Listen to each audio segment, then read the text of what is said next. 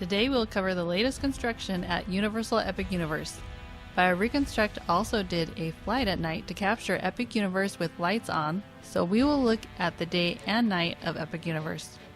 The construction site has reached a new phase as certain areas no longer require hard hats. Team members are seen here having a meeting just outside the tent for Le Cirque Arcanu in the Wizarding World Ministry of Magic. Most are just in their normal everyday attire. Perhaps some of these people are team members that have been assigned to work inside this world. At the tent entrance, a sign has been placed for the show. Behind the Butterbeer cart, a double-sided bench has been installed. What looks like trash cans can be seen in various places around the streets of Paris. A few are outside the shop Cosme Acajor. The centerpiece has started to be installed in the center of the trees in this outer courtyard. 2 more benches have been installed outside the candy shop. The brick pattern on the Phoenix Arch are now darker and more defined. We can see a person on each side working on the arch. The Metroflu sign now hangs over the entrance to the ride Bell at the Ministry. Part of the test seat for the ride is uncovered next to the entrance. It seems that the statue will be an interactive wand experience. Yellow circles have been marked on the ground around the Wizarding World. I would assume this is where the medallion will go for the wand experiences. A yellow circle can be seen in front of the statue outside the Metroflu. 3 more yellow circles have been placed on the sidewalk by the Butterbeer cart. Another one is in front of the window display of the wand shop. At the dead-end courtyard is another one, which I believe is the window display with the Niffler seen in the concept art. Workers are painting this wall by the Can-Can sign, as well as putting other finishing touches on the facade. The portal has the world's quote added to the outside. Part of the covering has been taken off so we can see the inscription and how the words are lit individually. Here is how it looks at night when it's all lit up. It says, "For in dreams we enter a world that is entirely our own." The teal column that was added on the last update now has a few posters on it. La Galerie Magnifique also has some finished window displays on the other side of the shop. A few posters have been added hanging off of the tent by the queue. Universal's culinary team are also seen inside the streets of Paris. A few are wearing chef coats. Perhaps they are here to tour the kitchens inside the Wizarding World. And here's how the Wizarding World Ministry of Magic looks at night.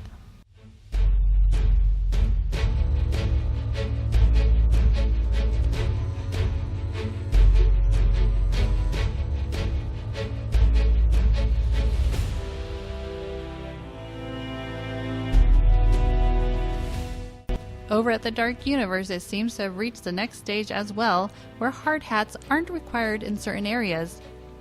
Some team members are seen at the entrance where the graveyard is located. In the village of Darkmoor, a tour is in progress. There's also a few people practicing playing the violin. Universal did say that the village of Darkmoor would have roaming musicians that would entertain guests with songs and tales of the classic Universal monsters. Some team members are seen here entering the restaurant Das Steakhouse. Seen here is one of the tour groups walking into the village. A bench was added to the extended queue. The portal now has an inscription added for Dark Universe and says, "It's alive, it's alive." Smoke is coming out of the chimney of the restaurant. BioReconstruct was able to get a view of the burning windmill as they were testing it. This sits on top of the Burning Blade Tavern. Guests will be able to see the windmill erupt into flames every 20 minutes.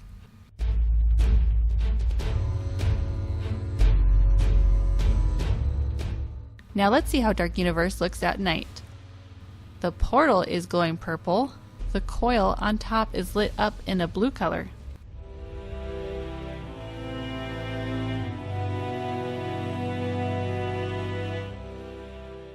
The portal at Super Nintendo World now has its inscription installed as well as the rest of the design panel around it. It reads, "Here we go."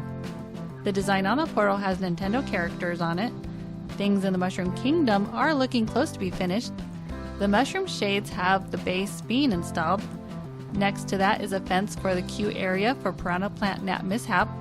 They recently installed this centerpiece where you will scan the power-up band to start the game and get your key. Banners have now been added to Bowser's Castle, which is the entrance to the ride Mario Kart Bowser's Challenge. Now we can get a good look at the pavement circle for the entrance to Super Nintendo World. There's a star, Rainbow Road, and a half sun. They continue to test the minecart for the ride Minecart Madness. In this section, it will skim over the water, and it also has a fog effect. This is a good view of one of the screaming pillars riders will pass by. A new theming element has been added on the ground. It's a barrel with balloons on top. Another water fountain has been installed over by the barrel with balloons. The bubbly barrel sign is now installed on the snack location for Donkey Kong Country. They've recently been testing the waterfall. The waterfall is in two parts. The top part comes out of the character's mouth at the top of the ride. Then there's the bottom half that spills into the bottom pool that guests can walk by on the bridge. At Super Nintendo World Japan, they didn't get a waterfall effect. Instead, there's a mist. BioReconstruct also caught them testing the waterfall at night so we can see what it looks like in the dark with lights around it. The barrel with the letters DK has been added next to the crate for the minigame. They're also working on the drums for the game. The egg was just installed on the Yoshi's Adventure sign once again. Princess Peach's gazebo was recently painted pink. Princess Peach's castle has now finished painting all of its turrets pink. The stained glass window of Princess Peach can now be seen on her castle. The roof above it has also recently been completed. The gold coin was added to the top of the warp pipe on the portal, and the fire flower is now complete. The sign for Toadstool Cafe has arrived, although it's still covered in plastic. The Nintendo Superstar Store dome has been finished. This is the store just outside Super Nintendo World. A weather vane with a star on it has also been added to the top of the dome. At nighttime, this is how Super Nintendo looks.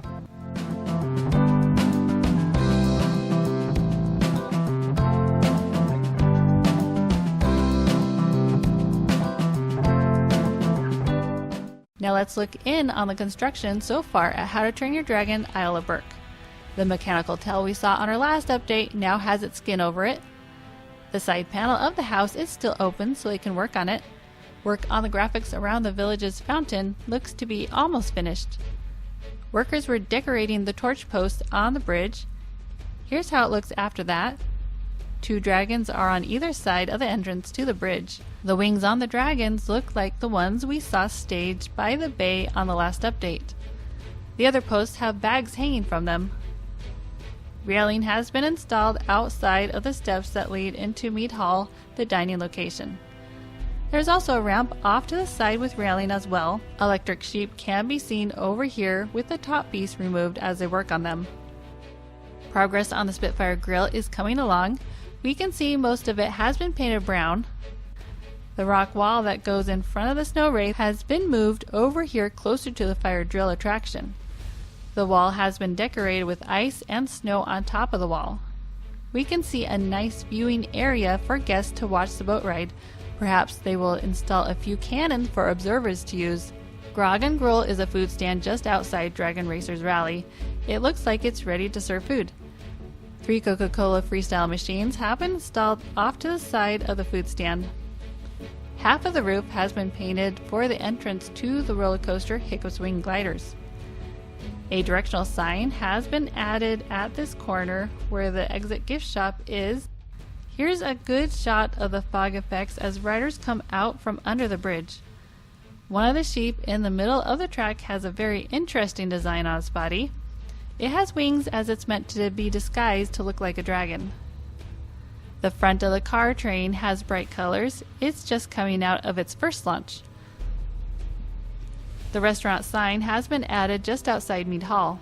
The portal's inscription has been installed. It says, "We, my friends, have dragons." They've been theming this small kiosk just outside the fire drill attraction.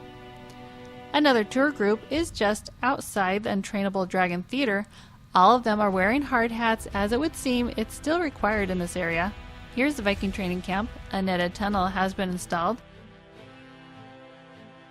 We can get a better view of the Viking ship in the playground. Now let's look at how the world looks at night.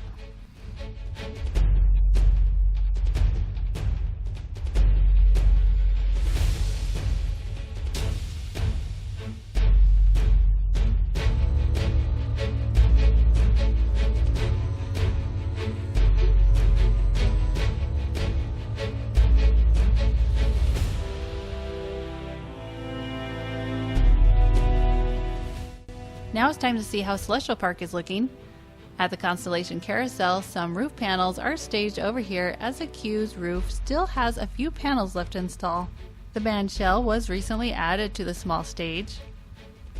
The star in the pavement is now complete. Just outside the Blue Dragon Pan-Asian restaurant is a bridge. It has an ornate fence on it. Near Astronomica, a circular farm is being built.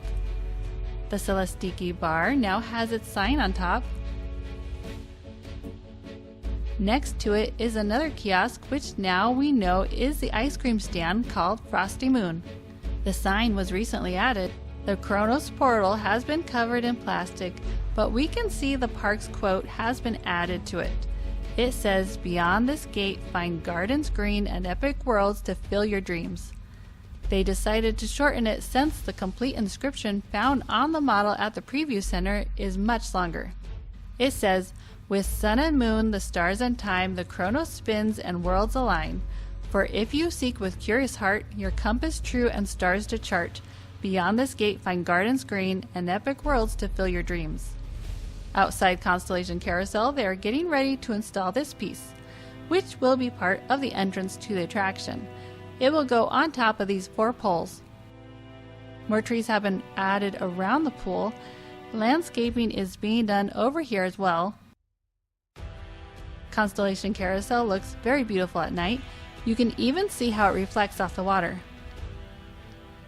They put temporary fencing around the concrete circle at the park's entrance so they can finish it.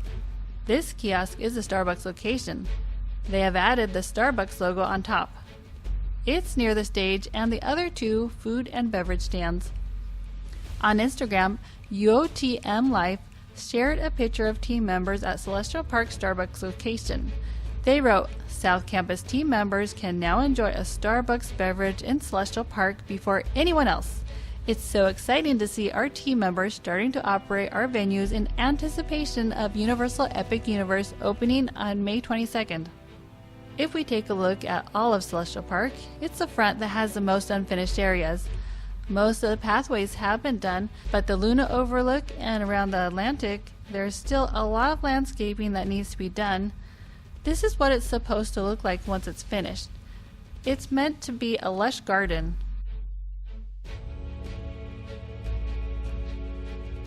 At the Oak and Star Tavern, a tree was changed out for a bigger and more lush tree. This is the old tree from a few weeks ago. The pair of restaurants now has more design details on the outside. They finished half of the concrete over here.